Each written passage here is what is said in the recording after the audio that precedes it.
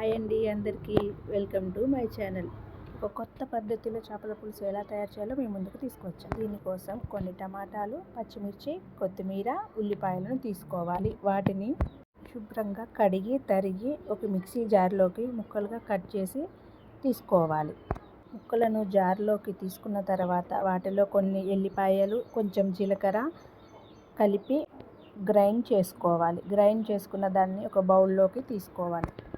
అదే జార్లో అలాగే కొన్ని టమాటా ముక్కలను కూడా తీసుకోవాలి, గ్రైండ్ చేసుకోవాలి. అలాగే మనం తీసుకున్న చేప ముక్కలలో పసుపు, ఉప్పు, కారం అన్నీ కలిపి పక్కకు పెట్టుకోవాలి. ఇప్పుడు పొయ్యి మీద ఒక గిన్నె పెట్టుకొని గిన్నెలో నూనె పోసుకొని బాగా కాగాక అందులో మనం గ్రైండ్ చేసిన ఉల్లిపాయ, పచ్చిమిర్చి పేస్ట్ని అందులో వేసుకోవాలి. అలాగే కొంచెం కసూరి మెంతి ఆకు, అల్లం వెల్లుల్లి పేస్ట్ వేసి బాగా మిక్స్ చేసుకోవాలి. అడుగు అంటకుండా కలుపుతూ ఉండాలి. ఇప్పుడు కొంచెం పసుపు వేసి బాగా కలిపి మనం మిక్స్ చేసుకున్న టమాటా క్యూరీని అందులో వేసుకొని కలుపుకోవాలి.